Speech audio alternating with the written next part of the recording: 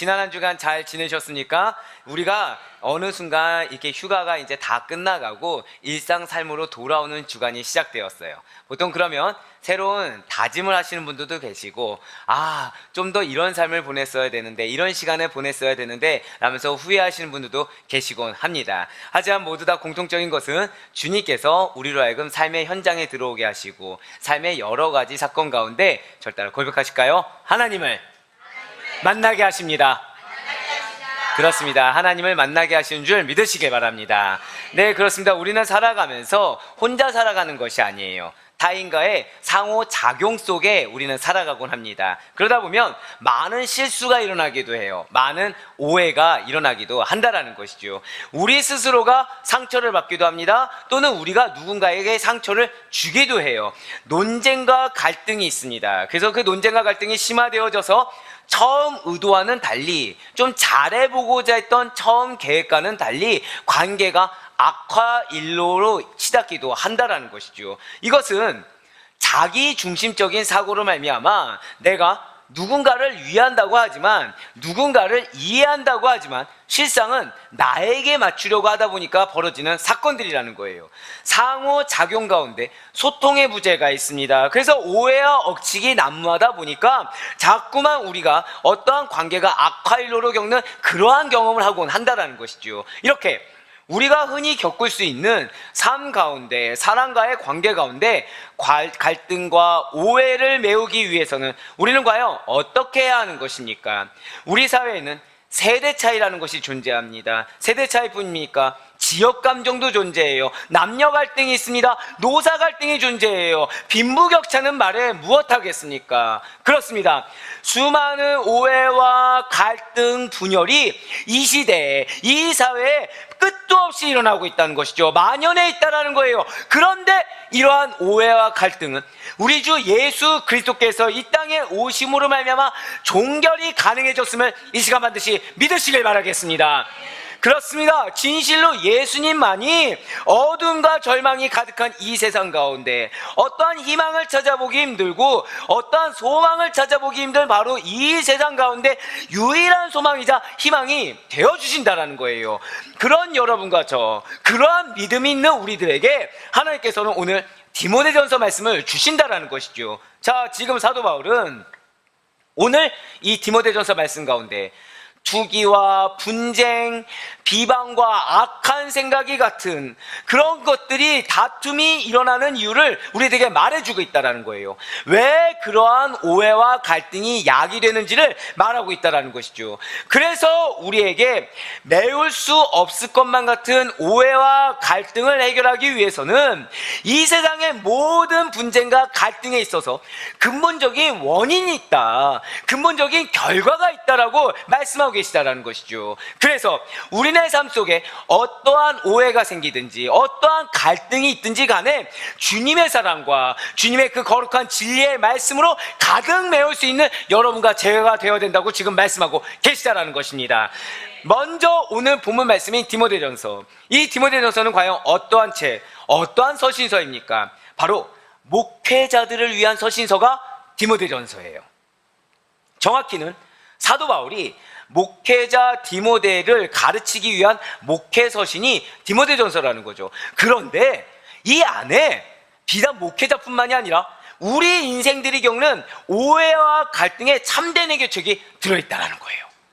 정말로 신기하지 않습니까?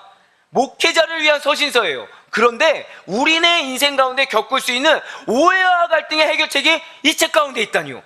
그 이유는 하나님을 믿는 거룩한 공동체라고 하더라도, 그것이 가정이 되었든 직장이 되었든 학교가 되었든 하다못해 주님의 몸된 교회가 되었든 그러한 거룩한 모든 공동체라고 하더라도 그 어떠한 인생들이 겪는 오해와 갈등을 피할 수가 없기 때문인 것입니다. 그래서 하나님께서는 말씀 가운데 해결책을 주고 계심을 이 시간 반드시 믿으시길 바랍니다. 이러한 디모데전서를 말씀드린 대로 사도 바울이 기록을 했어요. 그리고 비교적 짧은 분량인 6장으로 이루어져 있다는 것이죠. 사도 바울은 1장부터 3장까지는 목회자가 해야 할 근본적인 과업이 무엇인지에 대해서 말씀하고 있습니다. 그리고 4장부터 6장까지 말씀을 통해 목회자로서 행할 현장 사역과 그리고 사역에 대한 세부 지침을 기록하고 있다는 것이죠.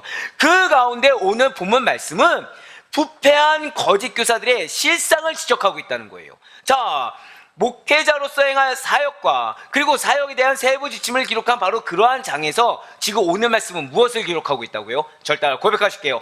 거짓 교사들의 실상. 그렇습니다. 부패한 거짓 교사들의 실상을 기록하고 있다는 거예요. 그렇습니다. 거짓 교사들은 하나님의 사람으로서 온전한 신앙으로 참 진리 되신 예수 그리스도를 전파하는 자들이 결코 아닙니다. 겉으로는 하나님의 사람처럼 위장을 해요. 믿음이 있는 자처럼 위장을 합니다. 하나님의 사명 가운데 십자가를 지고 가는 자처럼 위장을 해요. 하지만 실상은 그리스도의 말씀과 대치되는 세속적인 가치관과 인간적인 인본주의 중심의 가르침을 교훈한 자들이 거짓 교사들이라는 것이죠. 그렇습니다. 이러한 거짓 교사들이야말로 오해와 갈등의 진원지라는 사실이에요. 오해와 갈등을 조장하는 자들이 바로 거짓 교사라는 것이죠. 왜이겠습니까? 그들은 그리스도를 대적하기 때문이에요. 왜이겠습니까? 그들은 진리의 말씀에서 멀어졌기 때문이라는 것이죠. 먼저 오늘 본문 3절 말씀 보도록 하시겠습니다. 누구든지 다른 교훈을 하며 바른 말 곧 우리 주 예수 그리스도의 말씀과 경건에 관한 교훈을 따르지 아니하면. 아멘. 지금 3절 말씀에서 지금 빨간색으로 뭐라고 표시되어 있나요? 누구든지 다른 교훈을 하며 라고 말을 하고 있어요. 여기서 다른 교훈을 말하는 자들이 바로 거짓 교사라는 것이죠. 그렇다면 지금 말씀하고 있는 다른 교훈, 이 다른 교훈은 무엇이겠습니까? 그것은 교리적으로 전혀 엉뚱한 것을 가르치는 것입니다. 예수 그리스도에 대해서 가르쳐야 돼요. 하나님의 말씀에 대해서 전해야 됩니다. 그런데 전혀 엉뚱한 것을 말하고 엉뚱한 것을 가르친다는 것이죠. 그것이 다른 교훈이라는 것입니다. 그렇습니다. 거짓 교사들이 다른 교훈을 주장해요. 그 이유는 그리스도의 말씀을 따르지 않기 때문이라는 것이죠. 경건에 관한 교훈을 따르지 않기 때문이라는 거예요. 거짓 교사들이 바른 진리를 신실하게 지키지 않고 그것을 그대로 따라가지 않으니까 당연히 다른 교훈을 주장할 수밖에 없다는 거예요. 내가 따라가는 길이 바른 길이요 진리라고 하면 당연히 그것을 전하고 내 삶이 진리의 삶이다 보니까 당연히 진리의 삶이 드러날 수 있겠지만 그들은 진리의 삶을 살지 않는다라는 것이죠. 다른 가르침을 따르니까 그의 머릿속에 그의 몸에 새겨져 있는 것이 그저 나오는 것이 세상적인 이야기입니다. 인본주의적인 거 다른 가르침이 나올 수밖에 없다라는 거예요. 즉 다른 교훈을 말을 하고 있다는 것이죠. 그렇다고 한다면 다른 교훈과 대치되는 말은 무엇이겠습니까? 절 따라 고백하실게요. 바른 말. 그렇습니다. 바른 말이요. 이 바른 말이 바로 주 예수 그리스도의 말씀과 경건에 관한 교훈이란 사실입니다. 따라서 바른 말이라고 한다면 반드시 그리스도로부터 온 것이어야 해요. 어디서부터 와야 된다고요? 그리스도로부터 와야 된다는 것이죠. 또한 우리로 하여금 절 따라 고백하실까요? 경건을 증진시키는 것. 그렇습니다. 경건을 증진시키는 것이어야 한다는 것이죠. 무엇이요? 바른 말이라고 한다면 우리로 하여금 경건을 증진시킬 수 있는 말이어야 합니다. 그리고 그 근원지가 예수 그리스도부터 온 것이어야 한다는 거예요. 그리고 4절과 5절 말씀은 거짓 교훈을 따르면서 바른 진리를 따르지 않는 이 거짓 교사들의 실상을 구체적으로 조목조목 지적하고 있습니다. 가장 먼저 거짓 교사들은 교만해요. 아는 체 했지만 사실은 아무것도 아는 것이 없는 자들이라는 것이죠. 오늘 보면 4절 말씀 보도록 하시겠습니다. 그는 교만하여 아무것도 알지 못하고 변론과 언쟁을 좋아하는 자니 이로써 투기와 분쟁과 비방과 악한 생각이 나며. 아멘. 지금 거짓 교사들의 특징을 말을 해주고 있어요. 거짓 교사들의 첫 번째 특징이 무엇이겠습니까? 바로 교만하여 아무것도 알지 못하는 것입니다.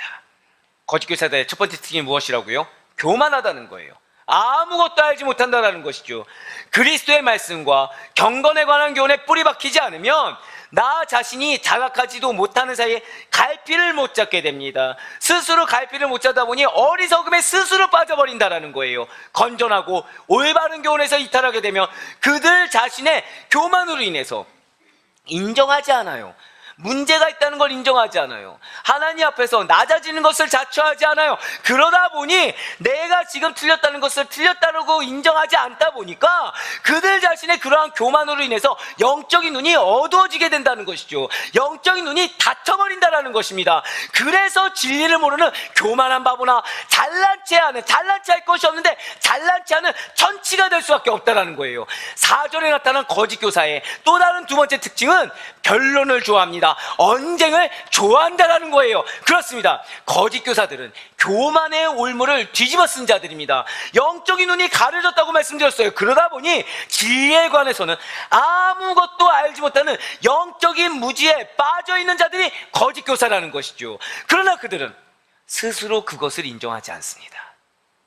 그뿐만이 아니라 스스로가 아무것도 없다는 것이 들통나기 싫어서 변론을 해요. 스스로에서 변론을 합니다. 상대를 지적하고 정죄하면서 언쟁을 해요. 그것을 좋아한다는 것이죠. 그래서 교회를 분열시키는 자들입니다. 실제로 초대교회 당시에 이러한 변론이 많았어요. 변론뿐입니까? 언쟁 역시도 많았다는 것이죠. 그 이유가 무엇일까요?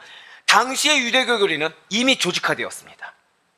그런데 반면에 그리스도교 교리는 아직 정착되지 않았기 때문이라는 거예요. 그러니까 일반 사람의 눈에는 유대교 교리는 뭔가 확실해져 있고 뭔가 시스템적으로 잘 구축되어 있어서 바른 정답처럼 보이지만 그리스도 교리는 뭔가 모호해 보이는 거예요. 뭔가 확실하지 않은 것처럼 보인다는 거죠. 인간적인 눈에 말입니다.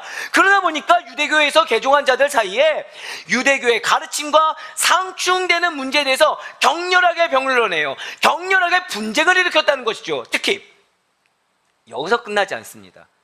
초대교회 내에 영지주의자들이 침투하면서부터 교회는 더 심각한 분쟁에 빠져들어 버렸어요.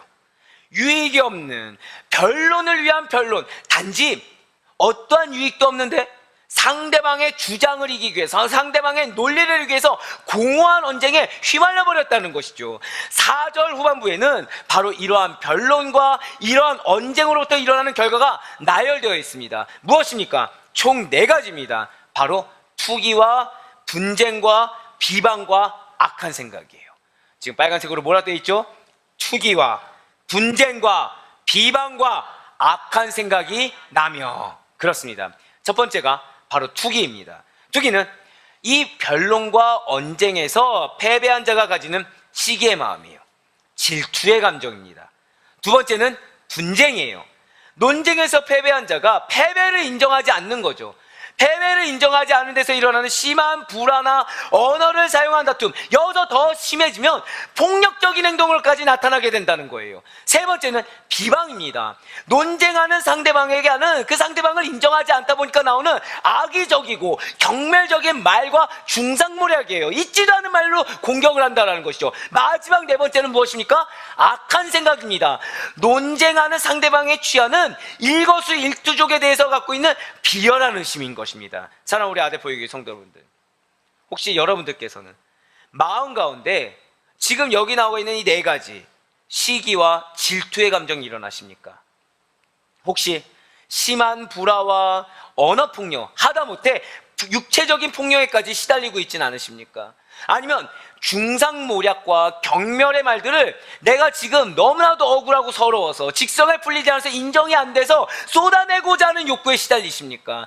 타인에 대해서 비열한 의심 품고서 스스로 불안에 떨고 계시는 우리의 모습은 없습니까? 우리 중에는 이러한 분들이 단 한 사람도 없을 수 있길 간절히 소망합니다.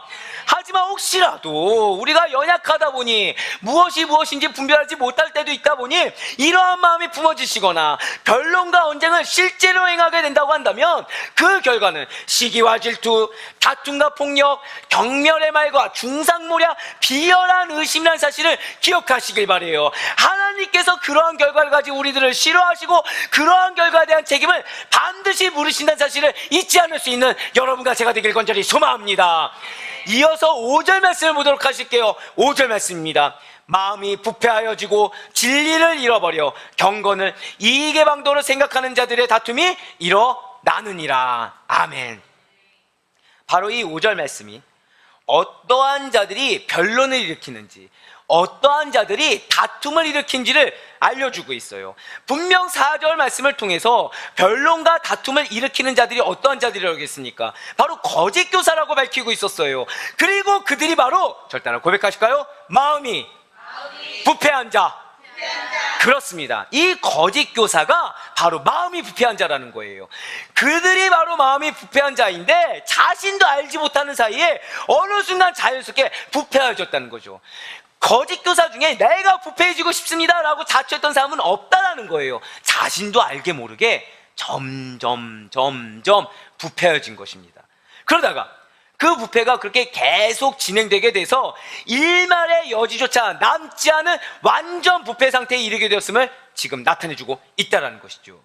또한 변론과 다툼을 일으킨 자는 또 어떠한 자들입니까? 다툼은 다른 데서 생기지 않습니다. 우리의 다툼은 다른 데서 생기지 않아요. 자, 따라 고백하실까요? 진리를 잃어버릴 때. 그렇습니다. 내가 머리로 진리를 알고 있다고 하지만 실상은 머리로 아는 데서 끝나는 죽은 문자일 때 진리를 잃어버린 자들에서 다툼이 생겨난다는 것이죠. 이들 역시도 자신도 모르는 상태에서 구원의 진리를 완전하게 강탈당했습니다. 그리고 이 상태가 과거로부터 현재 이르기까지 계속 유지되어 왔음을 뜻하고 있다는 거예요. 그들은 하나님의 객관적인 계시인 진리로부터 완전히 그리고 영구적으로 떠난 상태를 나타내주고 있다는 것이죠. 왜이겠습니까? 부패해진 마음은 진리를 배척하기 때문이에요. 오히려 거짓을 환영하기 때문이라는 것이죠. 사랑하는 우리 아데포의 교회 성도 여러분들, 반드시 기억하시길 바랍니다. 사탄은 거짓말과 왜곡의 천재라는 거예요. 우리에게 어떠한 상황이 주어져도 이것을 거짓되게 받아들이게 합니다. 왜곡되게 들리게 해요. 그래서 우리의 감정을 들쑤십니다. 우리로 알고 아직 일어나지 않는 데에서 먼저 걱정하게 해요. 상대방이 그렇게 말하지 않았는데 나는 그거에서 오히려 악의적으로 받아들이게 왜곡한다는 것이죠. 진리처럼 들리는 비진리를 들춰내며 에덴 동산의 하처럼 무너지지 않고 광야의 예수님처럼 승리하기 위해서는 말씀으로 철저하게 무장해야 된다는 것이죠. 복음에 어떠한 세상적인 가치관이나 인간적인 유익이 틈타서는 안 된다는 것입니다. 어떠한 인간적인 자부심도 우리와 우리 공동체를 보호할 수 없다는 사실을 이 시간 반드시 놓치지 마시길 바라겠습니다. 하지만 이러한 복음이 아니라 세상을, 예수 그리스도가 아니라 인간을 더 추구하는 자라고 한다면 오히려 하나님의 진리의 말씀이 아니라 사탄의 거짓말에, 사탄의 왜곡에 쉽사리 속아 넘어가서 변론과 다툼을 일으키게 된다는 사실입니다. 이렇게 변론과 다툼을 일으키는 자는 또 어떠한 자들입니까? 다른 자들이 아니에요. 경건을 이익의 방도로 생각하는 자들이라는 것이죠. 자신에게 사실은 있지도 않습니다. 무엇이요? 경건의 능력이 없어요. 자신에게 있지도 않은 경건의 모습이에요. 그것을 위선되게 이용한다라는 거예요. 즉 없는데 내가 경건한 척한다는 거예요. 없는데 경건의 능력이 있는 척한다라는 것이죠. 그래서 물질적이고 경제적인 이익을 추구하는 것입니다. 이러한 자들은 당연히 변론과 다툼을 일으킬 수밖에 없다는 거예요. 여기서 이익이라는 것이 우리가 오해하지 말아야 될 것은 단순히 생계를 유지하기 위해서 취해진 경제적인 이득이 결코 아닙니다. 부유해지려고 해요. 세상적이고도 이기적인 목적에서 취한 이득, 그것을 이익이라고 지금 말을 하고 있다는 것이죠. 그렇습니다. 거짓 교사들은 경건의 모양만을 내세워서 자신의 신앙심을 마치 풍성처럼 부풀려 드러내었습니다. 하지만 사랑하는 여러분들, 진정한 경건은 겉으로 보여지는 모양만이 아니란 사실을 반드시 기억하시길 바라겠습니다. 진정한 경건이 무엇일까요? 그 안에 예수 그리스도를 말미암아 자족하는 마음이에요. 그 안에 그리스도로 충만하게 채워진 상태가 진정한 경건이라는 거죠. 그리스도와 복음을 위해서 자기 목숨까지도 버릴 수 있는 자, 오직 그리스도와 복음을 위해서 나의 모든 것을 드릴 수 있는 자, 바로 이런 자가 참된 지혜로운 자요, 참된 경건한 자들이라는 사실을 반드시 믿으시길 바랍니다. 바로 고린도서 3장 5절의 말씀이 이렇게 증거하고 있어요. 우리가 무슨 일이든지 우리에서 난 것 같이 스스로 만족할 것이 아니니 우리의 만족은 오직 하나님으로부터 나느니라. 우리의 만족은 오직 어디서부터 난다고요? 그렇습니다. 우리의 만족은 오직 하나님으로부터 나는 것이지 다른 데서 나 스스로에게 만족함이 나올 수가 없다는 사실을 이 시간 반드시 기억하시길 바랍니다. 하지만 자족하지 못하는 거짓 교사들은 다르다는 거예요. 그들은 진리와 바른 교훈에서 떠나 있습니다.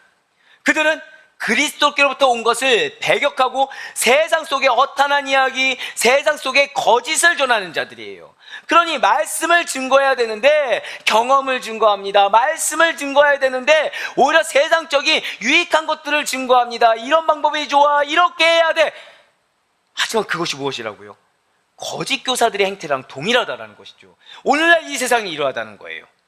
진리의 말씀이 바로 서 있지 않기 때문에 갈등과 반목, 오해와 다툼이 쉬지 않고 일어나고 있음을 이 시간 반드시 기억하시길 바랍니다. 뉴스 속에 일어나는 깜짝 놀랄 사건, 사고만이 우리의 갈등 현장이라고 생각해서는 안 된다는 거예요. 여러분들의 마음과 여러분들의 생각을 잘 살펴보시길 바랍니다. 여러분들 마음 가운데 무엇이 자리 잡고 있습니까? 여러분들의 마음 가운데 무엇이 중심되고 무엇이 우선시되고 있습니까? 혹시 나는 기도한다고 하지만 나의 억울함을 돌아오고 있진 않나요? 혹시 나는 기도하고 축복한다고 했지만 사실은 그 영혼을 정죄하거나 아예 무관심한 채 내가 받을 유익, 내가 받을 보상, 내가 받을 대가를 위해서 지금 하나님 앞에 기도한다고 말을 하고 있지는 않습니까?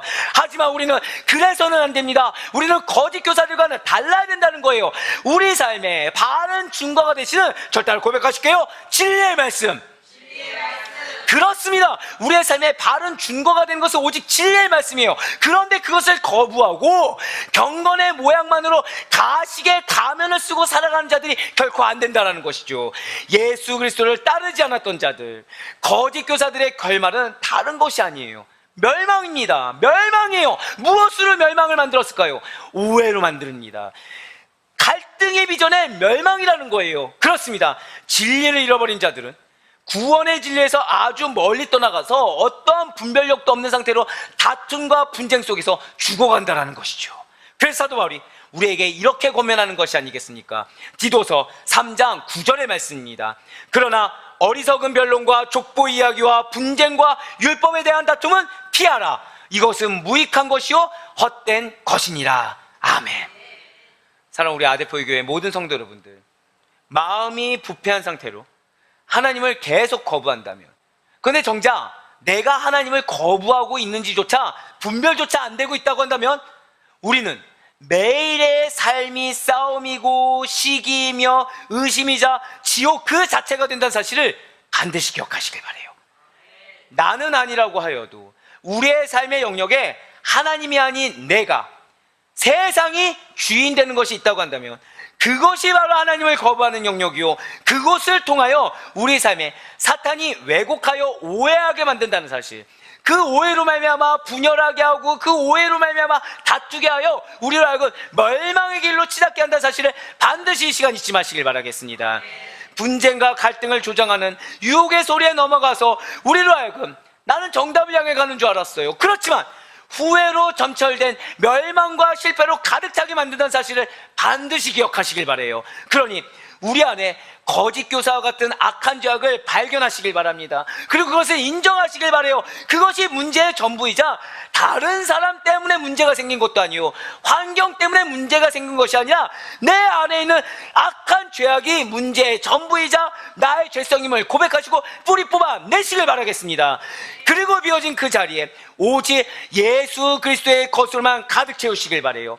피할 수 없는 그러한 상황 가운데서라고 하더라도 메울 수 없는 오해와 갈등을 오롯이 예수 그리스도 그 진리의 말씀으로 가득 채우시길 바랍니다. 혹시 주님께서 나의 상황 가운데 자기 부인을 말씀하십니까?